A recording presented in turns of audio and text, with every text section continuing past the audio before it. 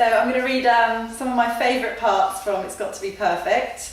The first one I'm going to read is Ellie, the protagonist, has just come out of a disastrous relationship, and she's been trying online dating, and this is I think this is the last online date she decides to go on. So I'm gonna open there.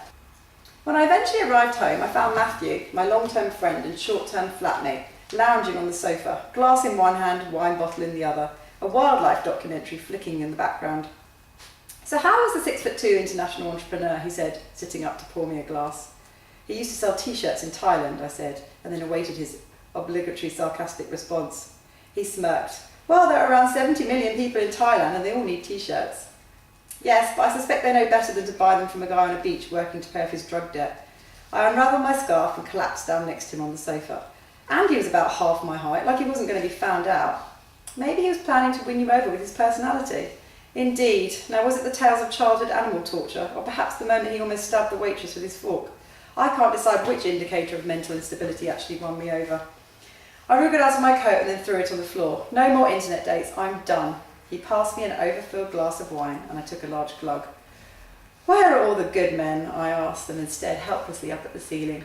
He chuckled. "Please no, not Bonnie Tyler." I laughed. "I don't need a hero, just a decent guy." "And what, pray tell, is a decent guy?" "One who doesn't have nasal hair, a porn addiction, or a personality disorder." He laughed. "No nasal hair, that would be tricky." "You know what I mean, tough sprouting out of nostrils, or one nostril even, that was weird." He laughed. What's so funny?" "Do you know that every time you've come back from a date, you've added something else to your tick list?" He picked up a pen and a notebook from the coffee table in front of him. "Symmetrical nasal hair," he said, pretending to write.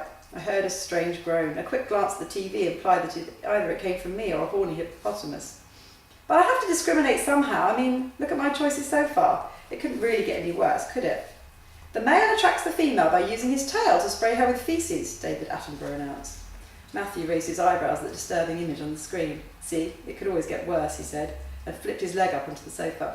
"So where were we? Yes, your tick list. When we met, you must have been, 15?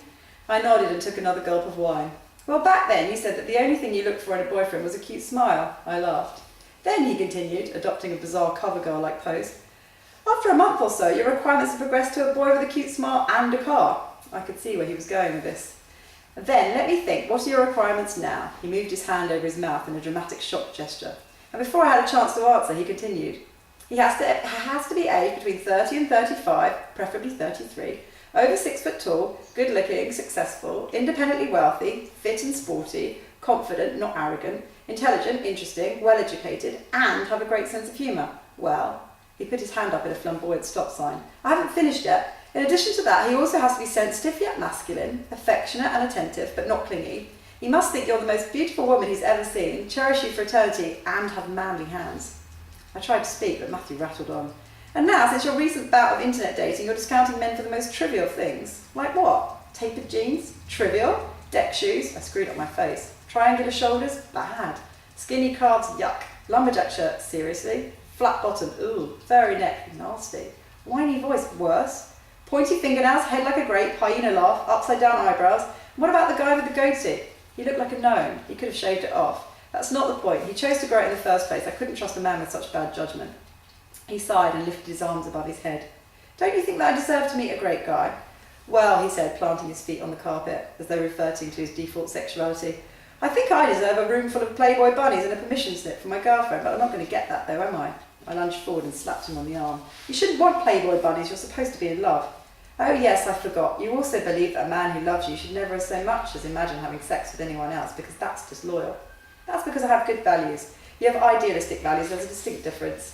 I sighed, feeling like a deflated balloon at the end of a party.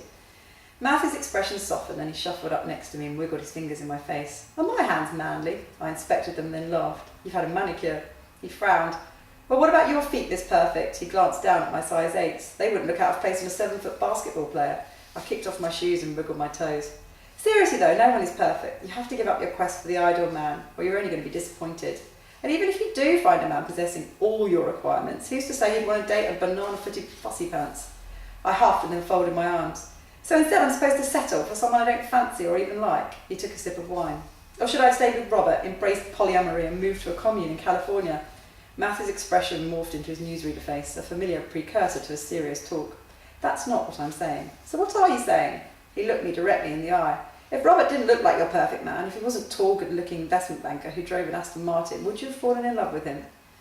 I took another large glug of wine and considered what he had said. The issue is, he went on, as though having been chimed in by Big Ben, you made too many assumptions based on the fact that he looked perfect to you. I nodded, taking in the headline but wanting the full story. So, my wise guru, if my perfect man might not look like my perfect man, then how am I supposed to know who he is? Well, firstly, he said, raising a finger, his face fighting a smile, we've already established that there are no perfect men, so that's error number one in your pursuit of love. You really must pay attention. I rolled my eyes. Okay then, I stand corrected. As you're the font of all knowledge on this matter, are you going to find me Mr. Not So Perfect but Right for me? He laughed. What, like your personal matchmaker?